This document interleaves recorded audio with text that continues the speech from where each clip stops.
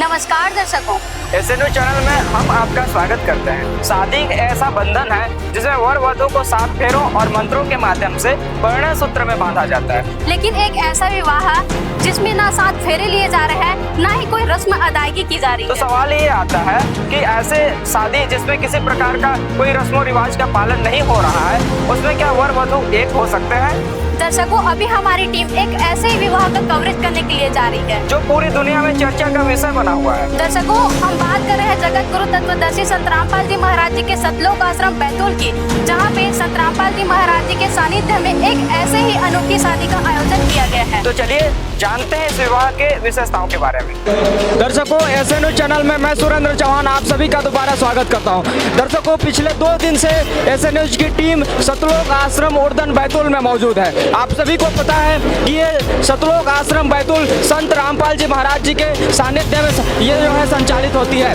दर्शकों, मैं आपको एक विशेष जानकारी दे रहा हूँ कि इसी सतलोक आश्रम बैतूल में आज इनके जो दिव्य धर्म यज्ञ कार्यक्रम जो रखा गया उसका ये दूसरा दिन है कि आज इनका जो है एक अनोखा शादी होने वाला है। अनोखा शादी, इस शादी में ना किसी प्रकार का कोई रस्म होगी, ना किसी प्रकार का रीति रिवाज का पालन किया जाएगा और ना ही किसी प्रकार का कोई लेन देन होगा।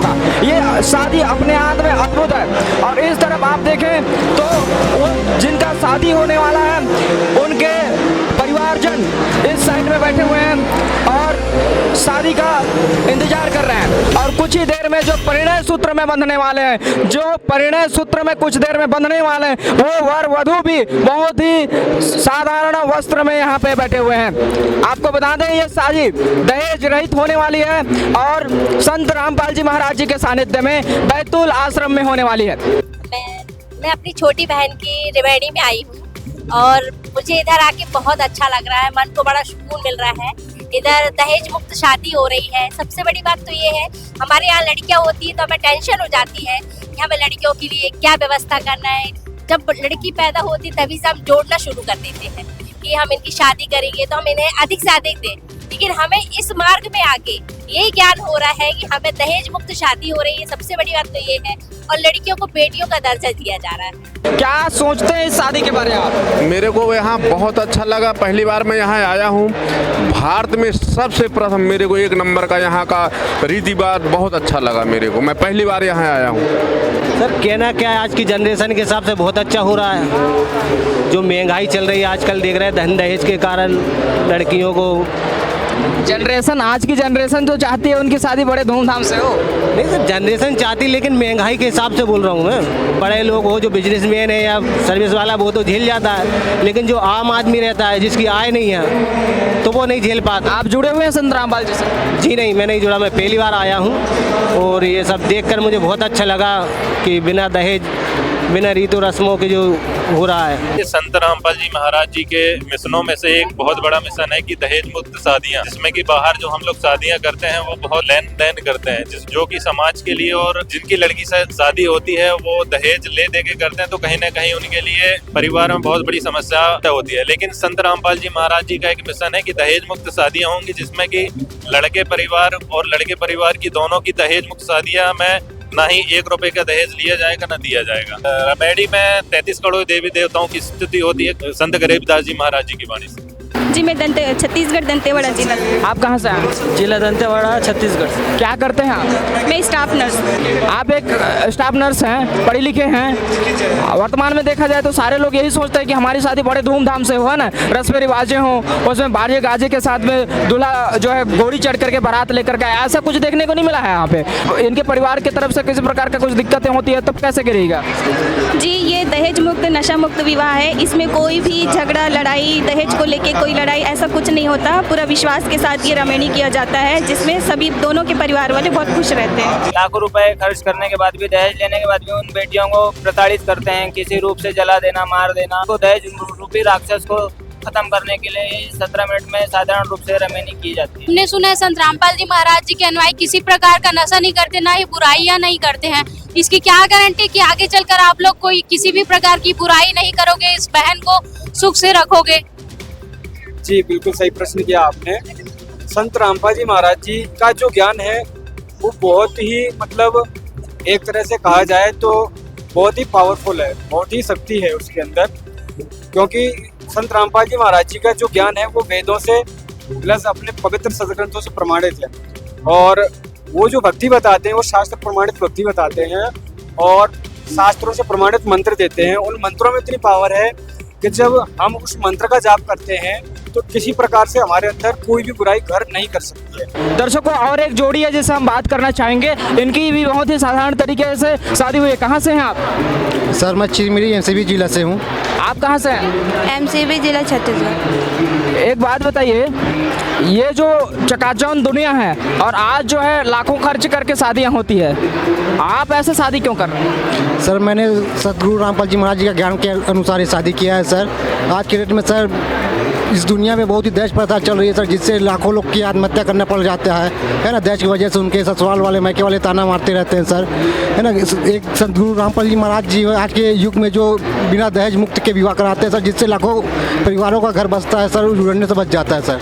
कल के दिन में आपके परिवार वाले ये बोलेंगे कि आपकी जो पत्नी है किसी प्रकार का कुछ भी मायके से नहीं लेके आई है, तब की स्थिति में आप क्या करेंगे? सर हमारे गुरु जी रामपाल जी महाराज बताते हैं हमसे किसी से भी 1 रुपया ऋण नहीं लेना चाहिए सर, चाहे वो धन का हो चाहे किसी भी सामान चीज़ का हो, नहीं लेना चाहिए सर। इनके बदले हमको फिर नेक्स्ट जन्म में इसका कर्ज चुकाना पड़ता है सर। गुरुजी अंतरजातीय विवाह भी करवाते हैं जी। सर। अमूमन देखा जाता है कि समाज में अंतरजातीय विवाह को है की दृष्टि से देखा जाता है और लोगों को, जोड़ों को जो नवविवाहित है उनको समाज से निष्कासित भी कर दिया जाता है और उनके फैमिली वालों को भी। तो आप क्या कहना चाहोगे इसके बारे में? जो लोग अंतरजातीय विवाह का विरोध करते हैं उनको मैं यही कहना चाहूँगा कि ये समाज में फैली हुई कुरीति है एक तरह की। आज आपने बिल्कुल सिंपल वेशभूषा में शादी की है, इसके बारे में आप क्या कहना चाहोगे? इसके बारे में हम यही कहना चाहते हैं कि जो संत रामपाल जी महाराज 17 मिनट में दहेज मुक्त विवाह करवा रहा है, सादा सिंपल तरीके से है। सभी बहनों से प्रार्थना करना चाहते हैं कि संत रामपाल जी महाराज का ज्ञान समझे और उनकी जो मुहिम चल रही है दहेज मुक्त विवाह की, उसको फॉलो करें। आपके माता पिता की मर्जी से ये विवाह हुआ कि आप लोगों की मर्जी से? जी, हम लोगों की मर्जी से भी और हमारे माता पिता की मर्जी से भी। मतलब दोनों परिवारों की सहमति है इसमें? जी। कहीं ऐसा तो नहीं कि आगे चलकर आप लड़की को तकलीफ दें दहेज के लिए? नहीं, क्योंकि गारंटी हमारे संत रामपाल जी महाराज का ज्ञान देता है। सको जैसा कि आपने देखा कि संत रामपाल जी महाराज जी के सानिध्य में दहेज मुक्त विवाह संपन्न हुआ, जिसमें 80 जोड़ों का विवाह संपन्न किया गया। सर जी, यहाँ पे हमने देखा बहुत ही साधारण तरीके से विवाह आप लोग आयोजन किए थे। ये आयोजन करने, इस तरीके से विवाह का आयोजन करने का आप लोगों का उद्देश्य क्या होता है? समाज को एक नई दिशा देने के उद्देश्य से 33 करोड़ देवी देवताओं का आह्वान करा के गुरुवाणी के आधार पर आज 80 जोड़ों का दहेज मुक्त विवाह संत रामपाल जी महाराज जी के सानिध्य में इस आश्रम में करवाया गया हो चुका है। सर जी, विवाह तो प्रशासनिक तरीके से भी आयोजन किए जाते हैं, लेकिन नैतिक रूप से विवाह उसको मान्य होता है जो जिसमें रस्म रिवाजों का पालन होता है, जो परंपराएं आती है। जैसे कोई कोर्ट मैरिज भी करता है तो सामाजिक रूप से उसको विवाह करते हैं, तब जाकर के समाज उसको एक्सेप्ट करता है। क्या इस तरीके से विवाह आप लोग जो किए हैं उसको जो समाज है वो ये एक्सेप्ट करेगी ऐसे विवाह को? बिल्कुल, आप देख रहे होंगे कि लाखों की तादाद में यहाँ खुद श्रद्धालु उपस्थित हैं, जिनकी रमेणी विवाह में उनका पूरा परिवार उपस्थित है। तो जाहिर सी बात है कि दो परिवार अगर आपस में सहमति के आधार पर विवाह कर रहे हैं तो समाज में उनको स्थान मिल ही रहा है। आज समाज में शादियों को सिर्फ मौज मस्ती का साधन माना जा रहा है। शराब परोसे जाते हैं, बहू बेटियां अपने बच्चे नाचते गाते हैं। नाचने गाने वाला कोई परंपरा समाज को दिशा नहीं दे सकता। सर, जो शादी होती है उसमें फेरे होते हैं, मंत्रों का उच्चारण होता है। यहाँ पे ऐसा कुछ नहीं हुआ, केवल गुरु के वाणी के द्वारा जो है ऑडियो चलाई गई और उनको परिणय सूत्र में बांध दिया गया। क्या उस गुरुवाणी में इतनी ताकत है कि एक वर वधु को जो है परिणय सूत्र में बांध दे? इसके लिए जो है अलग अलग धर्मों में अलग अलग रीति रिवाज हैं जो नैतिक रूप से वर वधु को परिणय सूत्र में बांधते हैं। इसके बारे में व्याख्या कीजिए। आपको मैं बताना चाहूँगा कि यह विवाह जो संपन्न हुआ है उसमें जब आपने 17 मिनट की गुरुवाणी सुनी, उस गुरुवाणी में 33 करोड़ देवी देवताओं को आह्वान किया गया है। आप जब हमारे सदग्रंथों को पढ़ेंगे तो ब्रह्मा विष्णु महेश जी की भी विवाह जब माता प्रकृति दुर्गा देवी ने करवाया था तो उनको वचन के आधार पे ही विवाह करवा दिया था। उस वक्त तो किसी भी प्रकार का ना बैंड था, ना बाजा था, ना बारात थे। वो तो बिल्कुल सिंपल साधारण तरीके से पूर्ण ब्रह्म परमात्मा को स्मरण करते हुए विवाह संपन्न हुआ था और आज भी उसकी मान्यता देवी देवताओं के रूप में हम उनको मानते हैं। ये जो वाणी है उस वाणी में कबीर परमात्मा की शब्द शक्तियाँ चलती हैं और इन शब्द शक्तियों में इतनी ताकत होती है पूर्ण ब्रह्म परमात्मा की कि उस पूर्ण ब्रह्म परमात्मा की शब्द शक्ति के आशीर्वाद से उन दोनों जोड़ों की रक्षा होती है और दोनों को भगवान कबीर परमात्मा स्वरूप परिणय सूत्र में पति पत्नी के रूप में एक बंधन में बांधते हैं, जोड़ते हैं और दोनों भगत परिवार सफलता पूर्वक अपना जीवन यापन करते हैं। लेकिन जो संत रामपाल जी महाराज से नहीं जुड़े हैं, क्या वे भी ऐसी शादी कर सकते हैं या अगर ऐसी शादी करना चाहे तो उनको क्या करना होगा? इस तरह के विवाह में सिर्फ उनके अनुयायी ही नहीं, आपने देखा होगा कि 2 ऐसे जोड़े थे, उनमें से जो लड़का था उसने गुरुजी से नाम दीक्षा नहीं ले रखी थी, फिर भी इस तरह की व्यवस्थाओं को देखकर वो काफी उत्साहित था कि मैं भी समाज को एक अच्छा संदेश दूं और दहेज मुक्त विवाह में अपना योगदान दूं।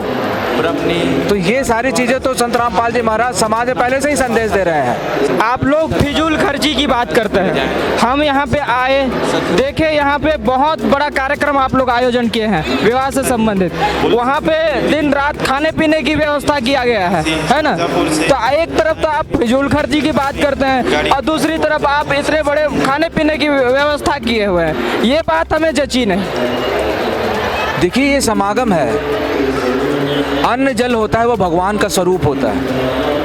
आश्रम में आने के बाद आपको जो भंडारा दिया जाता है वो प्रसाद है। एक विशेष वर्ग और जाति को बुलाकर या फिर उनकी आइडेंटिटी को पूछकर यहाँ पे भंडारा नहीं करवाया जा रहा है। ये भगवान का दरबार है, संत का दरबार है और संत के दरबार में कोई भूखा नहीं जाता। इतना बड़ा समाज कल्याण का आयोजन, 3 दिन से अखंड पाठ का चलना, आए हुए सैकड़ों किलोमीटर दूर से श्रद्धालु हैं। क्या संत के दरबार में भूखा चला जाए तो ये उचित होगा? फिजूल खर्च उसको कहते हैं जिस जगह पर शराब परोसे जाए, बेवजह के आभूषणों को खरीद कर सिर्फ अपने शरीर को सजाया जाए, बेवजह के मांस का सेवन करवाया जाए, उसको कहते हैं फिजूल खर्ची। यहाँ तो प्रसाद बन रहा है। बिल्कुल, हम दहेज का बिल्कुल सपोर्ट नहीं करते हैं, लेकिन आपने जैसे कहा कि यहाँ पे आने जाने वालों के लिए खाने की व्यवस्था कर रहे हैं। दहेज जो होता है कि हमको इतना चाहिए तब हम आपकी बेटी को शादी करेंगे। अगर प्यार से अगर कोई बाप अपनी बेटी को कुछ सामाने देता है या कुछ गिफ्ट देता है तो इसमें हर्ज क्या है? कलेजे के टुकड़े को देना, अपनी बेटी स्वरूप कलेजे के टुकड़े को देना, इससे बड़ा गिफ्ट कोई हो सकता है जिसको उसने 18 वर्ष तक पाला पोसा, प्यार दिया, संस्कार दिया? इससे बड़ा कोई गिफ्ट हो सकता है? और सारी चीजें तो क्षण भंगुर है जो नष्ट होने वाली है। आप प्रेम दिया, आपने संस्कार दिया, व्यवहार दिया, गुरु भक्ति दी, उनको शास्त्र विधि के अनुसार पर भक्ति देकर समझाकर आप किसी के घर को सजाने के लिए, संवारने के लिए दे रहे हैं। आपको भी पता होगा कि वो घर स्वर्ग बन जाता है, सतलोक बन जाता है। तो इतना बड़ा गिफ्ट अगर वो संस्कार के रूप में अपनी बेटी के साथ भेज रहा है तो मुझे लगता है कि विश्व में इससे बड़ा कोई गिफ्ट नहीं हो सकता। सर जी, बहुत बहुत धन्यवाद आपका। ये थे संत रामपाल जी महाराज जी के अनुयायी और आयोजक जो समिति है उसके सदस्य थे। इन्होंने ये जो विवाह हुआ उस विवाह के बारे में बहुत ही अच्छी तरीके से व्याख्या की है और बताया कि ये विवाह का महत्व क्या है, किस तरीके से जो रस्म रिवाज का पालन ना करते हुए भी वर वधू को परिणय सूत्र में बांधा गया है। ये अपने आप में बहुत विशेष है, क्योंकि रीति रिवाज का पालन ना करके भी आज एक बेटी जो है दहेज दहेज बिना लिए ससुराल जा सकती है और अपने बाप के ऊपर किसी प्रकार का बोझ नहीं बनने वाली है। यह संत रामपाल जी महाराज जी के आश्रम में ही संभव है। यहाँ पे आज 80 जोड़े की दहेज रहित विवाह हुआ है और ये विवाह बिल्कुल ही सामान्य तरीके से हुआ है। ऐसे ही रोचक खबरों को देखने के लिए हमारे SN न्यूज़ चैनल में जुड़े रहिए। धन्यवाद दर्शकों।